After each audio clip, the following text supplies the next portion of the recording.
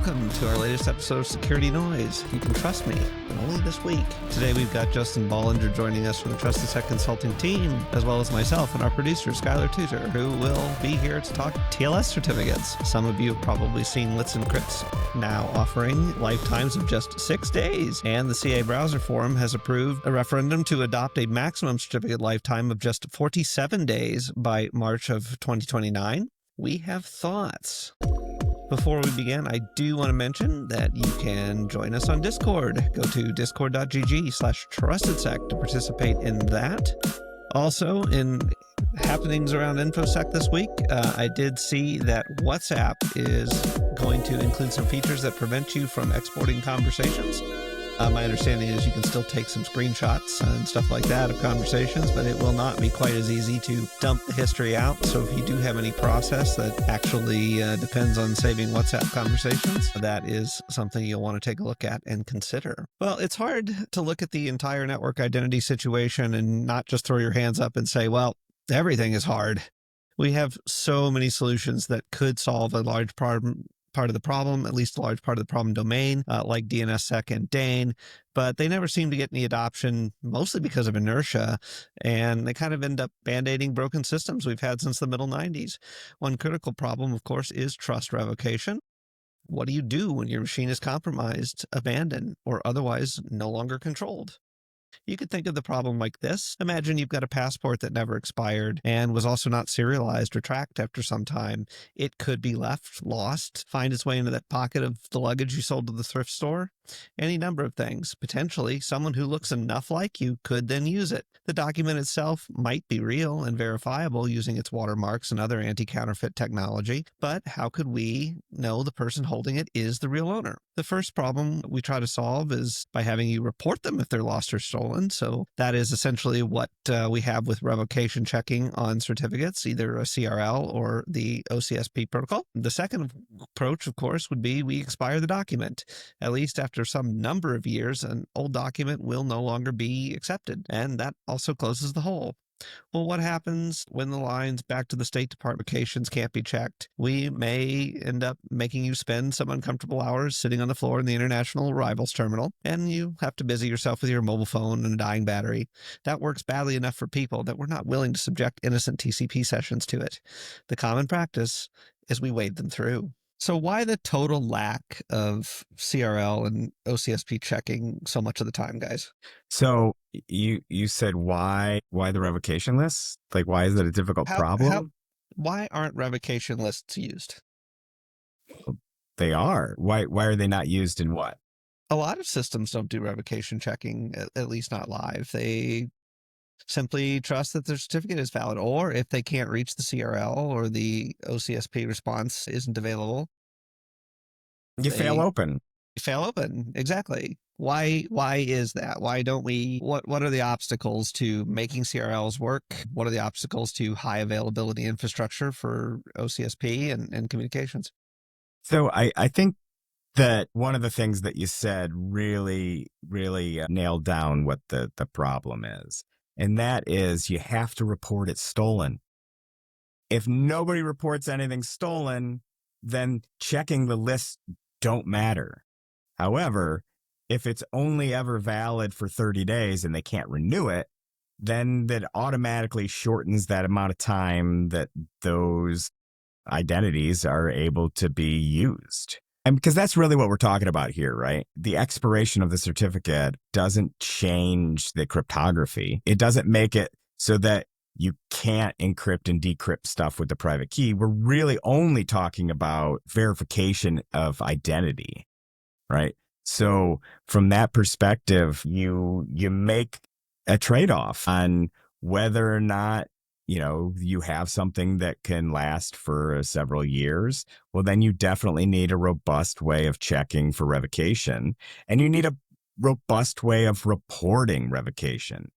I think from just a corporate environment, when you're looking at certificates, I see the life cycle being much different than, say, a public CA. A public CA is going to have the processes and the procedures in order to facilitate the requests to revoke a certificate. Well, many corporate ITs don't really have the expertise in the CAs. And I've actually seen some organizations where one user account might have 100 certificates that were requested and are all valid because, maybe it was auto enrollment and every time they logged into a new system, they got a new certificate. So there's other things to think about when you're talking about identity. Not only am I going to revoke the correct certificate? I know that there is this user, their account's compromised. So that means that we need to revoke all of the certificates that belong to that user. Well, it might not be as simple as just revoking one cert. You're going to have to revoke all 100. So that gets into the life cycle. And I know Geoff's eventually going to say, key management is hard because that is definitely something that Geoff has mantra'd over the years. Yeah, I think it really comes down to a process issue, at least on the corporate side. I mean, the issues that I've seen historically, and the reason that I think revocation checking specifically remains a problem, is CRLs get very big after a while, especially in your corporate environment where you do have mass numbers of certificates issued to essentially a single identity or for a single identity. They have 5 PCs, they have at least 5 certificates, things like that. And then, of course, with OCSP responders, you now have made that a piece of critical infrastructure, or you fail open, in which case then all an attacker has to do is make sure the OSCP responder isn't available. But the other thing I have seen in the public sphere with these, and some of the discussion around this has been, what are the privacy concerns, right? So with the world of SNI being hosted on Route 53 and IP addresses and stuff being fairly ephemeral, we have some degree of privacy even in what hosts we're connecting to, or at least what they are at any given time.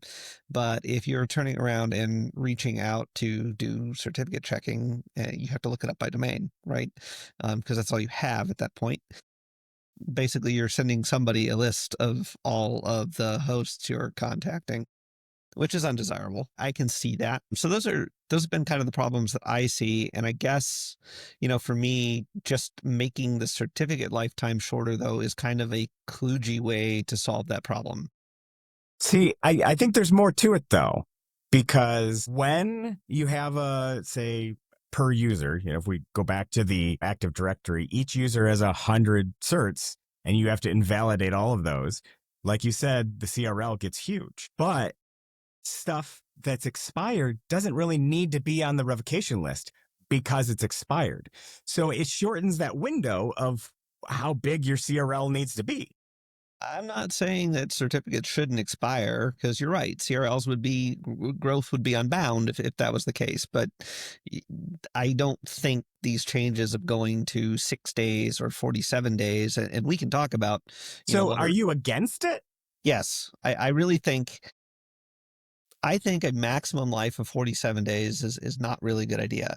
And I think that even using a 6-day certificate, there probably are cases where it does make sense. And, you can give me an explanation for why it makes sense in the particular context of the system you're building, fine. But I think 6 days for typical certificate expiration time is a terrible idea. You turn this thing off for a week while you're on vacation, you turn it back on and you can't securely connect to it, at least with known identity.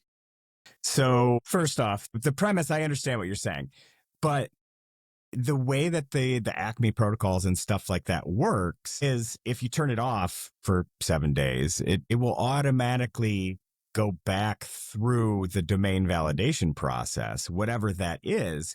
And I think that really is what the crux of it is, because we're talking about validating your identity. It's really easy to validate your identity using a valid ID.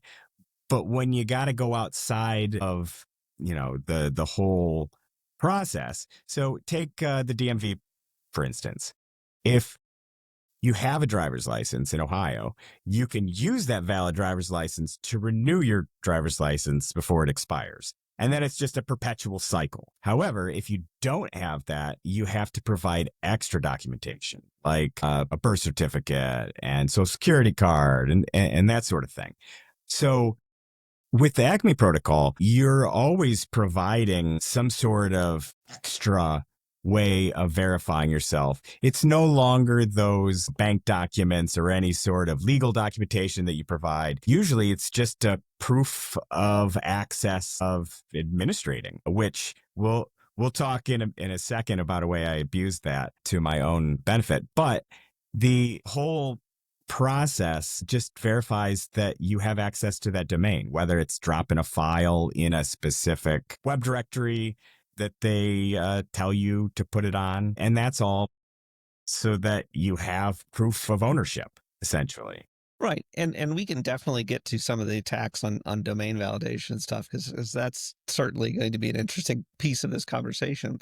But I still think that 6 days is too short because if that process doesn't work, that doesn't give a legitimate administrator a lot of time to get onto that system, to use that existing certificate to authenticate and validate that that is the proper system they're supposed to be connecting to, Well, and that's go what I'm and fix it. saying is that when you bring that system up, it will create a valid certificate with the Acme If that protocol. process, if that's working. Well, and that's what I'm saying is that the process has been working and is robust enough that I can see this fixing a lot of the issues that we've had, CRL growth. And I think it's great that you and I are on the opposite ends of the conversation. And I'm actually kind of surprised at that. I assumed it would, for all the reasons I'm listing, the benefits and all of the issues we've had over the years of just the longer something is available, the more likely just because of math. I don't dispute any of these facts. Really, and I do think shorter lifetimes. I mean, people used to just issue certificates for 10 years by default. Any kind of documentation you read, or any sort of like IT or setting up your Exchange server, doing OpenSSL or whatever, all the docs are like, yeah, 3,000 days. Because the burden of administrating it was more than the risk of it expiring.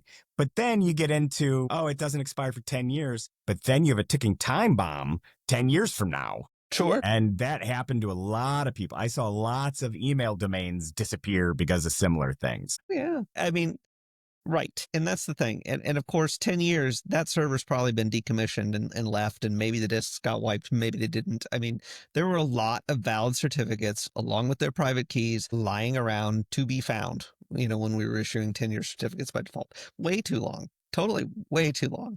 I just think 6 days is not the right answer on the other end of the spectrum because I see too many administrative problems and not enough time to actually fix them when that Acme process is failing. You get that alert, and if you don't react to it pretty dang fast, certs are going to expire. Okay. I mean, 47 days is a more interesting number. That to me makes a lot of sense. That's a little bit, I mean, you could set the system up to renew every month, and that gives you, basically 3 weeks to fix it. If for some reason that process fails and you get that alert, that is very reasonable to me. So what other checks or balances could be put in place to combat? So like, let's say we're on the 47-day expiry, right? If it's compromised in like 10 days of that just being issued, what are some other checks that could be put into place to say, hey, do we need to expire this like now? So I think that's the issue is you can't expire something now. Something has an expiration date when it's created. You can revoke something now. And that kind of gets back to the... Only if who's ever actually validating that ID decides to make that phone call figuratively or literally, however it works, and go and actually check that cert is not on the revocation list.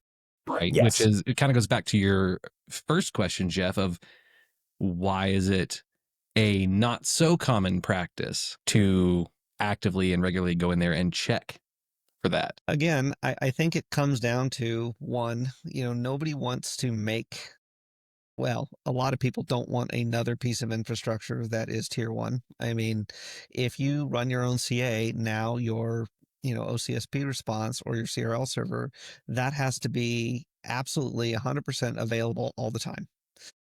Because anybody who is going to fail close based on it is now offline if you are offline. So in a corporate environment, I mean, boy, I can see the administrator kind of sweating some bullets there and going, "Do I want to create a single point of failure for everybody?" And in a public environment, same deal. I mean, we see, look at the antivirus related failures that have occurred last year and the economic fallout of that. Imagine, if VeriSign or somebody goes offline for the day, what that would do to the world. Well, and you could say the same thing with the code signing, but the same principle of, still have to check for the revocation, but those certs, when they get lost, sometimes those code signing certs are 10 plus years.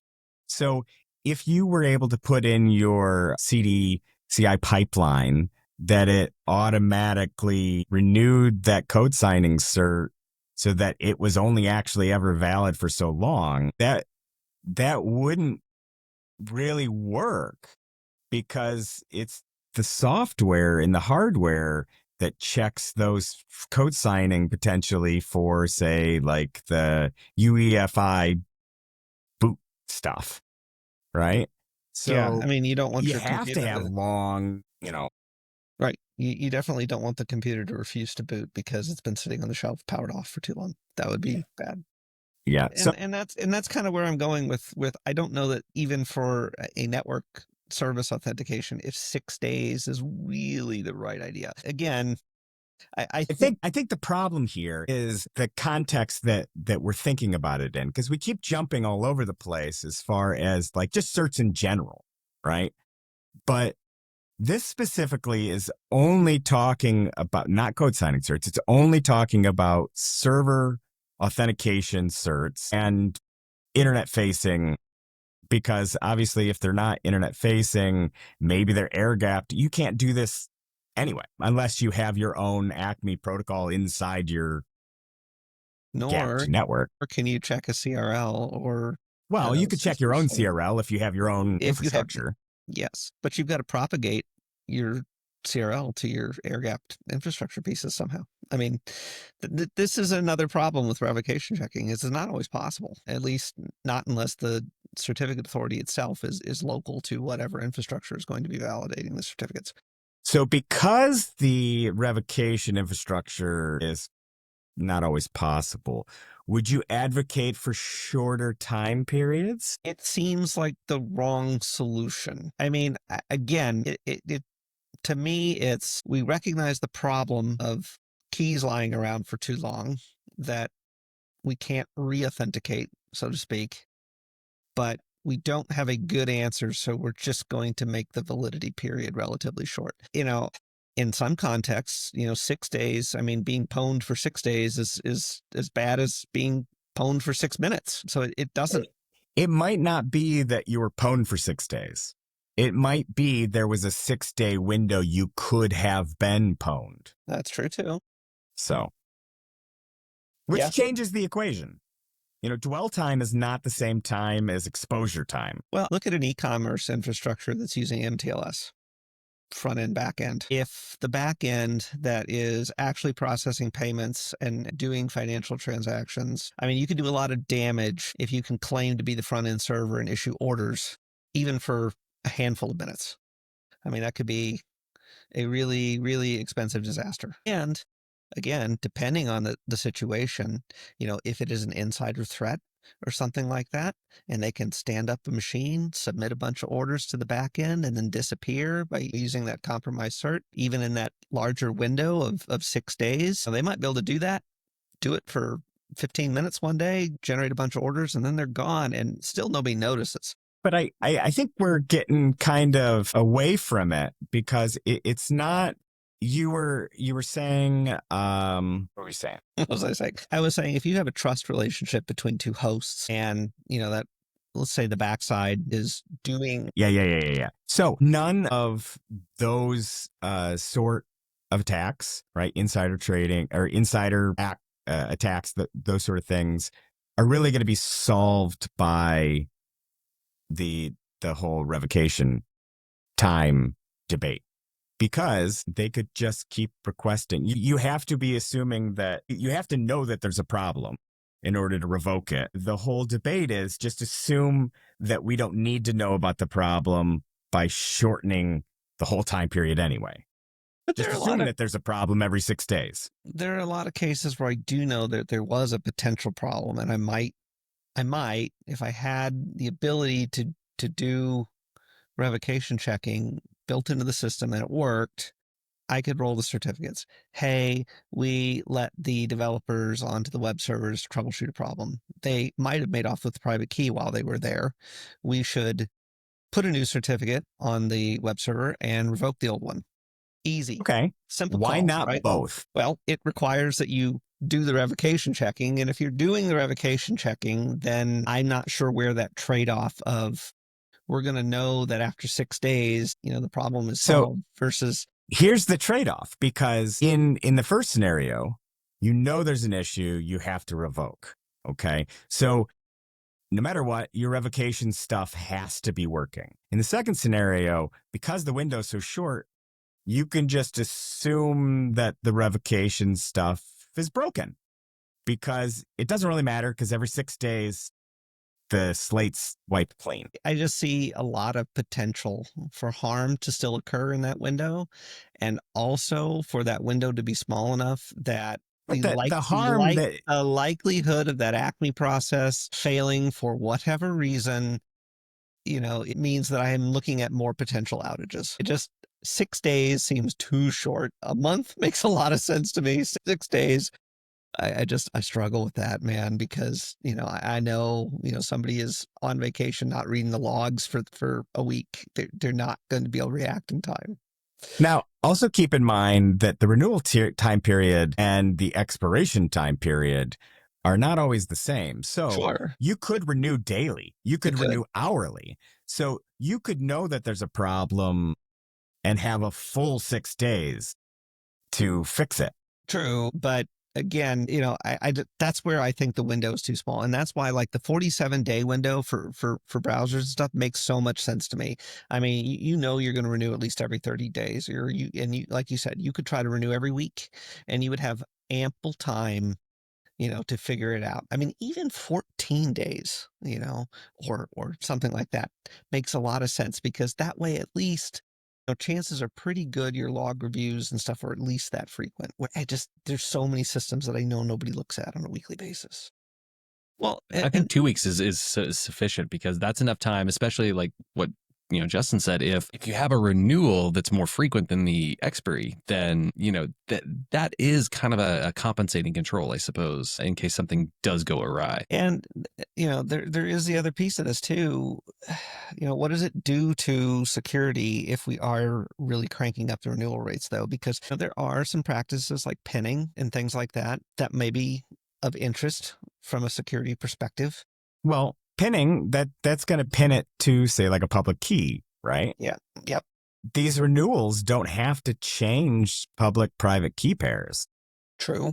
But in a lot of cases they will. And I'm just saying, as an individual out there, if you're trying to detect changes in things like site ownership, different administration, stuff like that that's happening, you're giving that up if things are that frequently updating in some respects.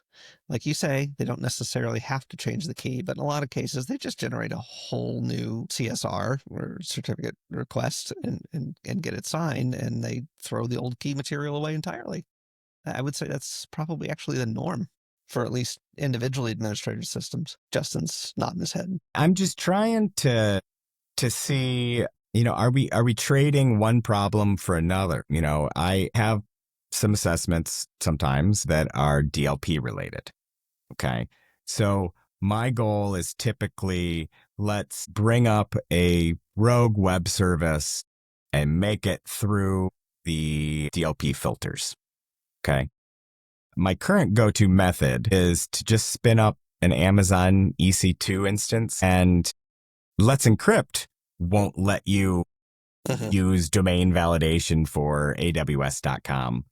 But there are other free providers that do allow it. And then once I have that certificate that's from a Amazon.com domain, I sail straight through the web proxies categorized as a known internet infrastructure stuff that you're not going to block on a web filter because you'll break the plumbing of the internet. But I also have a signed valid certificate from a trusted third-party CA. So there are other things when you use that sense of trust for other things like web filtering, then you really have to think about, is that validation enough for what you're trusting it for? And I think that is really what we need to start getting into, is thinking about, well, all this proves is that it is somebody has access to that domain. That's all it is. And so back in the day when you had to, call up the Secretary of State or whoever it was to provide the business documentation to prove that .com was your business. Yep. Always had to have tax IDs handy. Exactly. You don't have to do that anymore. And that's the trade-off that we have. The automation has allowed us to not have to do those procedures, but it's also opened the door for other sort of abuse. Well, let's go there. I mean, how strong do you think domain validation is today?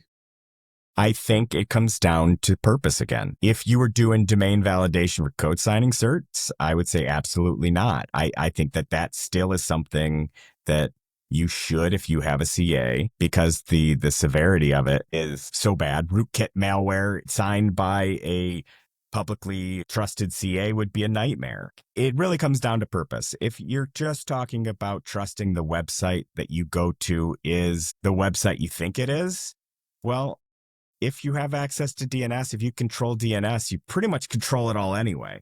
So sure, if you can validate by dynamically creating a text record, then you have enough problems as a domain owner at that point than to really worry about your TLS certificates, being abused at that point. Well, it's interesting because I haven't seen a lot of the DNS-based domain validation certificate services, at least the free ones. Like, I don't believe Encrypt, for instance, does.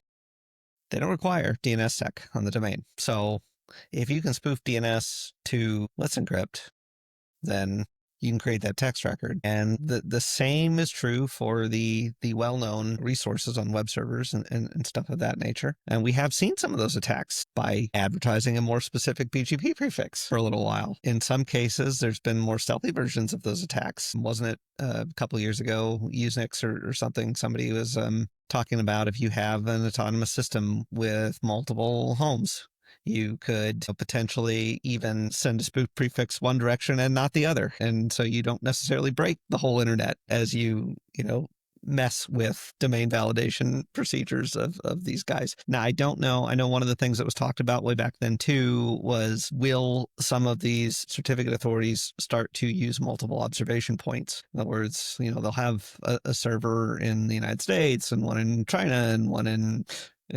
Europe somewhere, and all, hit that resource, make that DNS request, and make sure they get the right answer 3 different times. So that way, hopefully any kind of those routing attacks and stuff are mitigated.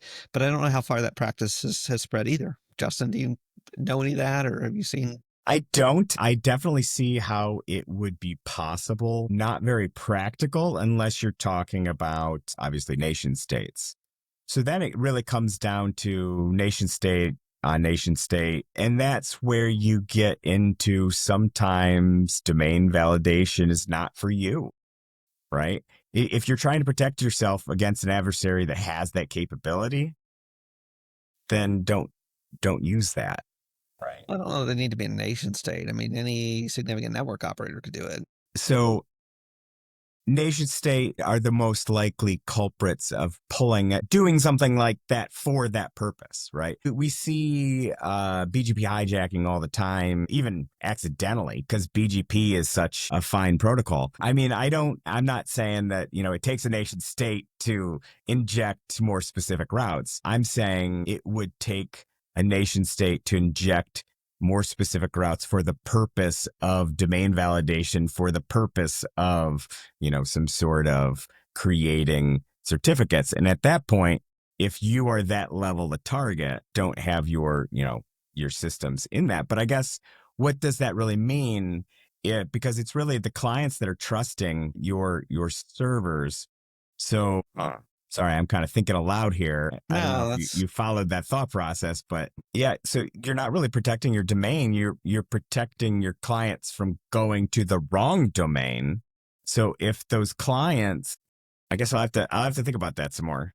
yeah, it's definitely an interesting and a potential attack. And I think the multiple observation point probably goes a long way to solving it. I I think do so too. do want to move on to looking at some of the ecosystem issues around both private networks and small commercial networks, though, especially with you, Justin, since you can speak so much to Active Directory. But I just wanted to tack the individual scene for a minute, because I do see another piece where this 47 days is going to be kind of a pain point, I think, for a lot of internal people. If you were running that home network or something like that with your IoT devices, you may not want those on the internet. And so they may not be able to do the domain validation stuff, whether it's DNS or whether it's web. And you may have to be doing that for them with, some other device and moving the certificates over.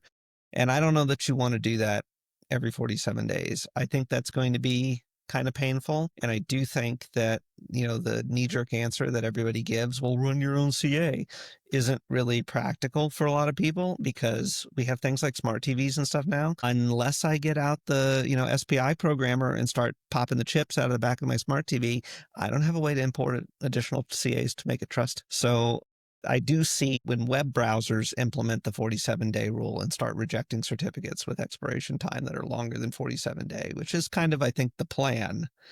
I think that's going to be a step backwards for a number of people, both in usability and security.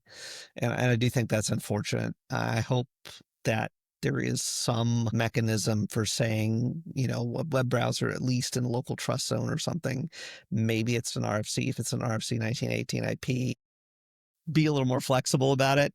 Yeah. So I was on the fence as to what you were talking about until you got to one point, and it reminded me of something that happened a couple years ago, and you'll remember this. When Java decided to start not allowing self-signed certs all of a sudden, right? The nightmare that was for IT, because now you have some firewall running Cisco ASDM and you can't connect to it because your Java is just like, you know what, it's self-signed. I'm just, you know what, there's no override. We're not going to allow you. So just, get lost. So then there's people that have laptops that are running XP just so that they can have the old version of Java just to connect to that one firewall, all because Java decided that they were not going to allow self-signed certs anymore, right? So that was originally what I was thinking is if your IoT devices aren't connected to the internet, then really what do you need the identity certs frequently rolling over? Why do you need that? Why couldn't you just have your own, instead of running an internal CA, right? Well, it Why isn't couldn't that. you just have self-signed certs? Yeah, I was going to say, and it isn't that necessarily that IoT device isn't connected to the internet. It's just that I want to point the web browser on my smart TV at my internal web server, which is not on the internet, Yeah. and have it work and not give me a scary error message and not work. But does that internal web server have access to the internet? No. And I don't want to, and I don't necessarily want to give it access to the internet. So And, you don't do any sort of updates? well, okay. Yes, it can access the internet, but it doesn't it's not available from the internet. So you can't put a file out there for them to go fetch. But it still could go out and request new certs. It could, but it doesn't have a DNS record. I don't want to publish a DNS record for it. So I can't get, the best thing you could do is get a wildcard certificate. And then I've still got to kind of manually do the process. And I don't. There still has to be a way to Yep. And there's transmit trade-offs that with that data too. back to the internet to validate. Yep. Okay. I'm following you now, because being an air gap network and not being, published to the internet is two totally different scenarios with two totally different concerns, but similar issues that you can't reach the internet. Well, and to pivot to the corporate world, how about the split DNS universe? Yeah. You're shaking your head and you're mad, but split DNS is a real thing that a lot of places do. Yes. Yes, and it is a nightmare, and I can see that being a problem for validation. And I think that gets down to, when are you doing that validation, that out of band, whether it is DNS or it's the HTTP interesting file, you're only typically doing that at first request, because then you're using the valid cert to renew the cert, so you don't actually have to validate a secondary time. I suppose you could in some scenarios do it, but yeah, I get your point. Well, and that's where 47 days, might be okay if that works or doesn't work for some reason, and you have to temporarily create that DNS record out on the internet again and put a file on a web server and go through that by hand, you can. Whereas if it's 6 days, your stuff's going to break. Yeah. So I guess, Justin, do you see any, especially in that world of split DNS and internal web services, intranets, things like that, do you see any special complication when Chrome decides, I don't care what the expiration date on the certificate is? See, that's where I have a problem with it, because then you get down to you're just ignoring the RFCs at that point, because what is an expiration date if you're just going to ignore it and have a maximum lifetime anyway, right? That value has no more value. That field has no more value. You've just changed the meaning of the field to not more than 47. Can be less, could be 6. Yeah, but that is where you're just asking for issues that end up as, some sort of O-day where you can just say, provide your own extended key usage. And, I'm referring to my own vulnerability that I found. Yes. 15, is it? Yes. Yes. Escape 15. Oh, by the way, I get a tattoo 1 week from today. My Ike Uwu tattoo I'm getting. Forehead, right? Well, does anybody have anything else to add to this conversation? I think we covered a lot of ground here, although we haven't really reached a whole lot of conclusion. No, but it was good discussion, and I'm glad that we are on opposite sides of the the spectrum, because I enjoy the back and forth dialogue. They're civil, and that's what's most important, because I'm like right in between you guys. Well, Skyler, you want to take us out? Yeah, sure. So, Justin, thanks for joining us, and thank you all for. Ow! Dang it! I hit the cord. See what happens when I let him do this, people. I know. This is why we can't have nice things. So, thank you all for watching and listening. Security Noise is a production of TrustedSec LLC. If you or your organization have any questions or needs with information security, go to www.trustedsec.com. We'll see you next time.